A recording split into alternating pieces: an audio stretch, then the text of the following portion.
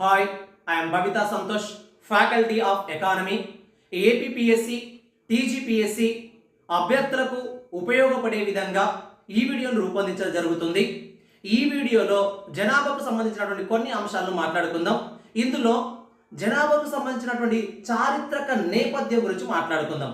మరి ఇక్కడ ప్రపంచవ్యాప్తంగా మనం ఒక్కసారి పరిశీలిస్తే జనాభాను మొట్టమొదటిసారిగా పురాతన కాలంలో రోమన్, ఈజిప్టు, బాబిలోన్, ఇండియా, అదేవిధంగా చైనా లాంటి దేశాల్లో జనాభా అంచనాలు జరిగాయని కొంతవరకు మనకు చారిత్రక నేపథ్యం తెలియజేయడం జరుగుతుంది.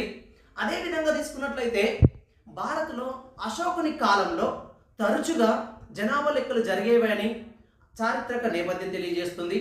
అదేవిధంగా చూసుకున్నట్లయితే కౌటిల్యుడు రచించినటువంటి అర్థశాస్త్రంలో కూడా జనాభా లెక్కలకు సంబంధించినటువంటి ప్రస్తావన ఉంది. ఎందుకంటే కౌటిల్యుడు రచించినటువంటి అర్థశాస్త్రం పన్నుల వ్యవస్థను వివరిస్తుంది. ఆ పన్నుల వసూలు విధానంలో జనాభా శాస్త్రానికి, జనాభా అంచనాలకు కొంత ప్రాధాన్యత ఉన్నట్లుగా చారిత్రక నేపథ్యం తెలియజేయడం జరుగుతుంది.